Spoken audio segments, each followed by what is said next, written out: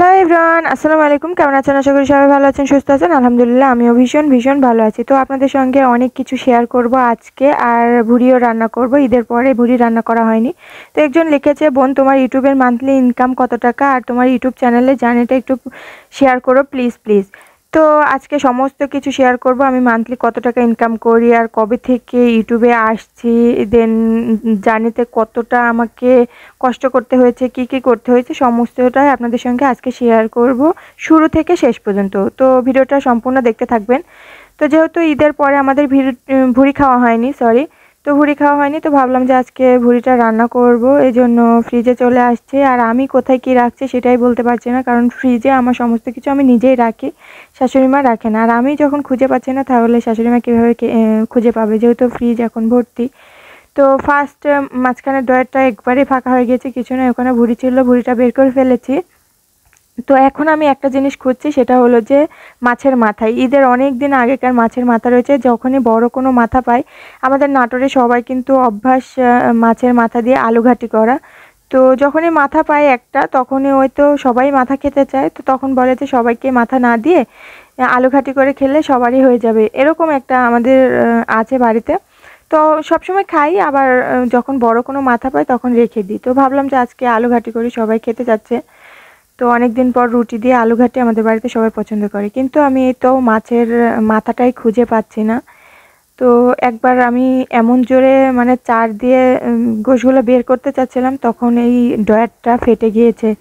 তো আগে থেকে ফাটা ছিল, তার জন্য আরেকটু ফেটে গেল। তো যাই হোক, কী করার, এখন কিছু করার নেই। তো এরকম ঘোরাফেরা করতে যখন পেয়েছি, কিন্তু আরেক বিপদ হচ্ছে যে আমি যে গোশের টুকরাটা বের করে ফেলেছিলাম, সেটা জায়গা মতো যেই জায়গা থেকে বের করেছি ওখানে আর রাখতে পারছি না।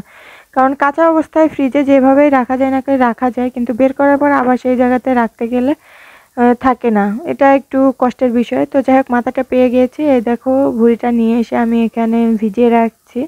তো পানি দিয়ে অনেকক্ষণ ভিজিয়ে রাখবো। এদিকে প্রায় 11টা বেজে গিয়েছে, রান্না করে দুপুরে খেতে হবে। আমি সকালে হালকা পাতলা রান্না করেছি, তো সেই নিয়ে একটু আছি। তো এদিকে ভিজতে থাকুক, আপনাদের সঙ্গে একটু আমি শেয়ার করি যে আমার ইউটিউবের জার্নিটা। আমার ইউটিউবের জার্নি প্রায় 2023 সালের মার্চ মাসে 23 তারিখ থেকে আমার প্রায় জার্নিটা শুরু। চ্যানেলে গেলে হয়তো দেখতে পাবেন আমার এই চ্যানেলের মানে ডেটটা, কখন থেকে আমি শুরু করেছি, মানে চালু করেছি।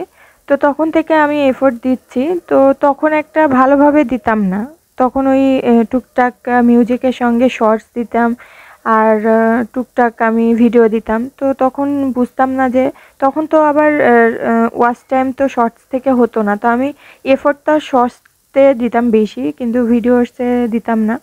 তো এরকম করতে যখন 1000 সাবস্ক্রাইবার হয়ে যায়, তখন আশায় ছিলাম যে ওয়াচ টাইম পূরণ করব। তো ওয়াচ টাইম যখন আমি পূরণ করার জন্য মাথায় আসে, তখন ওয়াচ টাইম পূরণ করতে গিয়ে দেখি যে এখন তো শর্টস থেকে আসছে না। তো তখন আবার এফোর্ট দিলাম হচ্ছে ভিডিওসের মধ্যে। তো কয়েকটা ভিডিও এটুক করে দিতে থাকতাম। তো আসলে বিশ্বাস হতো না যে ইনকাম করতে পারবো কি পারবো না, এই ধান্দাতে আমি আর কোনো এফোর্টই দিতাম না। তো আস্তে যখন দেখলাম যে ওয়াচ টাইমও পূরণ হয়ে গেছে, মনিটাইজেশনের জন্য অ্যাপ্লাই করলাম, মনিটাইজেশনের পিন নাম্বারটাও চলে আসলো, তখন আবার শুরু করলাম যে রেগুলার ভিডিও দেওয়া। তো এখনও সেই পর্যায়ে আসতে পারিনি। যারা আমার থেকেও ছোটো ইউজার, তারা অনেকে জানতে চান যে কিভাবে কি একটু আপু সাপোর্ট করেন। আসলে সাপোর্ট তো করতেই হবে, সবাই সাপোর্ট করে, সাপোর্ট ছাড়া আসলে এগোনো যায় না। কিন্তু মেনলি হচ্ছে মনোযোগ দিয়ে কাজ করতে হবে। তো মনোযোগ দিয়ে কাজ করতে আজকে ইনশাল্লাহ অনেকটা দূর চলে আসছে, আমার মান্থলি ইনকামও চলে আসছে। তো সেভাবে এখনও আমার মান্থলি ইনকামটা মানে আমি হাতে পাইনি বা উঠাইনি। আমার ওখানে অ্যাকাউন্ট নাম্বার সমস্ত কিছু দিয়ে দেওয়া হয়ে গিয়েছে।